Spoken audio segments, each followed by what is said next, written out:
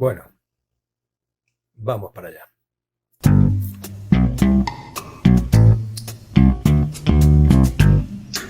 Hola a todos. Me pregunta Pascual en un mensaje lo siguiente.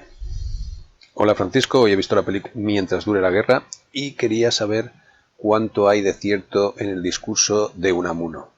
En este link de El País he leído que más bien poco, y pone un enlace a un artículo del País donde habla sobre el discurso que dio Unamuno en la Universidad de Salamanca el 12 de octubre de 1936. Bueno, pues yo tengo que decir que no he leído ninguno de los dos libros citados en el artículo, pero sí que tengo varios libros sobre la guerra civil y aparte he estado buscando información por internet en artículos que han escrito directamente los mismos autores de los libros que cita el artículo. Es decir, dos hispanistas franceses que han hecho la biografía de Unamuno y el libro La arqueología de un mito de Severiano Delgado. Antes de seguir, quisiera hacer una aclaración. He buscado la formación y el trabajo de los autores de los libros y veo que ninguno de ellos es historiador profesional. Es importante este dato porque lo que caracteriza a un historiador profesional es que al dedicarse a ello dispone de mucho más tiempo para hacer sus trabajos de investigación y normalmente contrasta las fuentes de información y no se limita a seleccionar solamente fuentes de información que apoyen su premisa. Recurre a fuentes primarias, es decir, no recurre a fuentes secundarias que han elaborado otros, sino que busca los documentos originales y, repito, no desdeña informaciones o documentos que vayan en contra de su premisa, es decir, de la idea de partida. Esto es importante porque esto explica que muchos divulgadores que escriben libros de historia, a los que se les llama historiadores, en realidad, al no tener formación profesional, lo que hacen es seleccionan arbitrariamente fuentes primarias o únicamente utilizan fuentes secundarias para, con sus libros, llegar a las conclusiones que ellos ya tenían preestablecidas. De modo que no colaboran a un esclarecimiento de la realidad, sino que simplemente hacen doctrina sobre su propia, o apoyando su propia ideología. En este caso hay que ir con cuidado por este aspecto que acabo de decir. Después de leer alguna entrevista a Severiano Delgado, lo que veo es que ha realizado un buen trabajo de investigación, ha recurrido a fuentes primarias y con ello ha demostrado que el relato popular, famoso, que muchos conocemos sobre la conferencia o la intervención de Unamuno ese día en la universidad, en realidad no es una transcripción exacta de lo que dijo, sino una versión novelada que elaboró un compañero y amigo de Unamuno y que luego Hugh Thomas, un historiador hispanista inglés, transcribió textualmente, dando a entender que había sido así, cuando en realidad en esa narración, que incluye la famosa frase venceréis pero no convenceréis, esa narración no es la transcripción exacta de lo que dijo Unamuno, sino una versión que elaboró un amigo suyo en el exilio años después, y que después Hugh Thomas transcribió en su obra The Spanish Civil War, y a partir de ahí se hizo popular sobre todo entre las personas de izquierdas que veían ese discurso como un acto de valentía de un intelectual en contra de la barbarie y la irracionalidad de los militares que protagonizaron el golpe del 36. Por eso digo que el texto con las supuestas palabras exactas de Unamuno fue luego difundido por muchos autores sin contrastar la fuente originaria, dando a entender que era real con el fin de criticar al franquismo y defender su posición de izquierdas. Esto, por cierto, es un ejemplo de ese mecanismo psicológico que se conoce como sesgo de confirmación. Es decir, la tendencia que todos tenemos a aceptar la información que confirma nuestras ideas previas. Como en este caso, esa información confirmada sus ideas previas se acepta sin contrastarla. Igualmente tengo que aclarar que yo he estado revisando mis libros sobre la guerra civil, realizados por historiadores profesionales, Julio Arostegui, Ángel Viñas,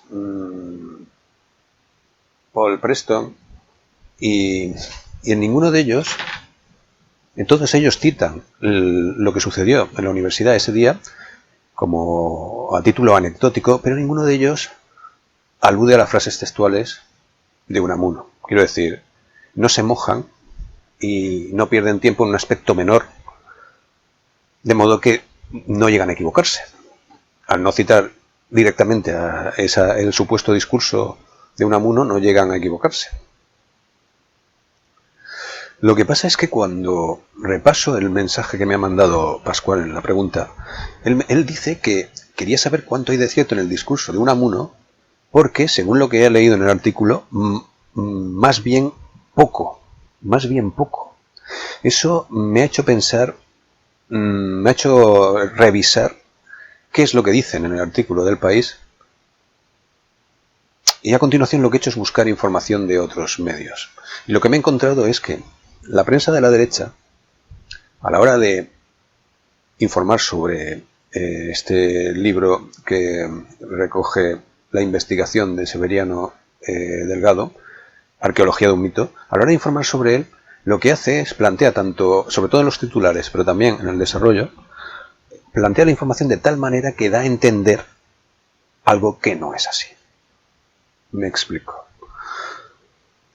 Lo que vienen a decir es que, puesto que el discurso que se ha transcrito sobre Unamuno es una versión novelada y no es efectivamente lo que dijo él textualmente, por lo tanto, en ese discurso Unamuno no habría sido tan beligerante contra los militares, no habría dicho nada de lo que se dice que dijo, o aún más, no hubiera habido un enfrentamiento entre Unamuno y los militares.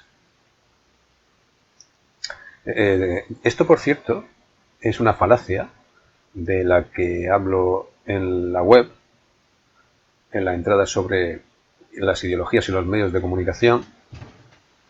Es la falacia de la conclusión desmesurada, que consiste en partir de unas premisas correctas, pero a partir de esas ideas previas o esas conclusiones demostradas, se exageran o se reinterpretan para llegar a una conclusión que va más allá de lo que se ha demostrado. Efectivamente, la investigación que hace Delgado es correcta y demuestra lo que demuestra, pero no más. Lo que no demuestra es que no se produjera esa conferencia o que no hubiera ese enfrentamiento. Aquí es cuando vuelvo a lo de la importancia del trabajo científico que realizan los historiadores. Un historiador profesional hubiera aclarado en su estudio que claramente qué es lo que demuestra y qué es lo que no demuestra. Y hubiera precisado que el discurso que efectivamente se realizó, y en el discurso efectivamente aparecieron los elementos que aparecen en el discurso novelado. porque se disponen de otras fuentes primarias que así lo confirman. Efectivamente hay testigos que reconocen o que citan algunas partes del discurso que se parecen a la versión novelada, y hay y además se dispone una fuente primaria que es el borrador que utilizó Unamuno para ese discurso, donde efectivamente aparece, él lo utilizaba como una guía, ¿no? Aparece escrito de su propia mano lo de vencer y convencer, de modo que efectivamente sí que habló algo de eso. Lo que pasa es que en vez de decir venceréis pero no convenceréis, lo mismo dijo: una cosa es vencer y otra cosa es convencer. Pero algo diría de eso, puesto que estaba en su guión, en su hoja de guión. El tema es que, tal y como exponen los biógrafos de Unamuno, los hispanistas franceses que citaba antes, al principio, la versión novelada es quizá demasiado novelada. Y aquí volvemos a la película. ¿La película utiliza la versión novelada sobre el discurso? Pues resulta que no utiliza la versión novelada del discurso. Lo que hace la película de Amenábar es reconstruir una posible versión del discurso que hizo Unamuno a partir de las fuentes primarias que se conservan. Y efectivamente se cita lo de vencer y convencer, y algunas cosas se cambian, de forma que la nueva reconstrucción que hace Amenábar de este suceso se va a parecer mucho más a lo que realmente pasó. Evidentemente, nunca se podrá saber exactamente cuáles fueron las palabras textuales que se dijeron, puesto que no hubo transcripción de esas palabras. Así que, en conclusión, podemos decir que mal a los que, dejándose llevar por sus ideas de izquierdas, dieron como buena la versión novelada que se hizo sobre el discurso de Unamuno, dejándose llevar por el sesgo de confirmación. Mal a la prensa de derechas por dejándose también llevar por su propio sesgo, utilizar la falacia de la conclusión desmesurada para intentar llegar a unas conclusiones que no son reales. Y bien por Amenábar, que no se ha dejado llevar por sus primeras impresiones, ha contrastado que el discurso novelado no era el correcto y lo ha reconstruido de una forma más fidedigna. Naturalmente, como el tema del cine y la guerra civil es un tema que se da mucho a manipulaciones interesadas, la prensa de la derecha también, o mejor dicho, como ve que este argumento es un poco flojo, intenta desmerecer e infravalorar o hacer campaña en contra de la película de Amenábar, destacando los errores puntuales que tiene la película. Lo cual es un error, porque cualquiera que sepa cómo funciona el cine basado en hechos históricos, y cuando lee la lista se da cuenta que se trata de cuestiones menores, que todas las películas ambientadas en el pasado cometen errores. Y todas las películas que reflejan sucesos históricos que sucedieron de una determinada manera, a la hora de pasarlo al cine, hay que modificar, añadir, corregir y adaptarlo de manera que no va a ser exactamente igual a como fue, va a ser algo parecido. Así que ese argumento de los errores puntuales o menores que tiene la película, en realidad lo que hace es dejarla mejor, porque me parecen muy pocos. Para ser una película ambientada en la historia, me parecen muy pocos errores y muy menores. Esto quiere decir que en esta película no se está defendiendo a una posición, concretamente la posición de la izquierda, respecto a la otra. Pues no quiere decir eso. Efectivamente, en esta película se está defendiendo la posición de la izquierda. Pero para eso no hace falta recurrir a una falacia lógica. Simplemente hay que tener en cuenta de qué va la película. La película está contando un suceso que tuvo lugar en el bando nacional. De modo que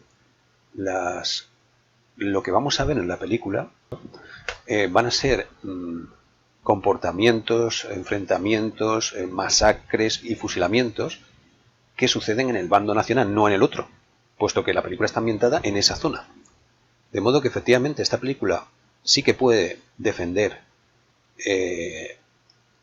ideológicamente a la izquierda, en el sentido de que al seleccionar ese tema estás contando lo mal que lo hizo el bando franquista y no lo mal que lo hizo el otro bando, puesto que eso no tiene nada que ver con el tema. De modo que efectivamente en la selección de información sí que hay un sesgo. De hecho, si te fijas, la entrada sobre los medios de comunicación y las ideologías, la primera forma que planteo para adoctrinar es la selección de información. Eso va antes incluso que el uso de falacias lógicas o el uso de mentiras. Bueno, espero haber aclarado este asunto, así que aquí lo dejo.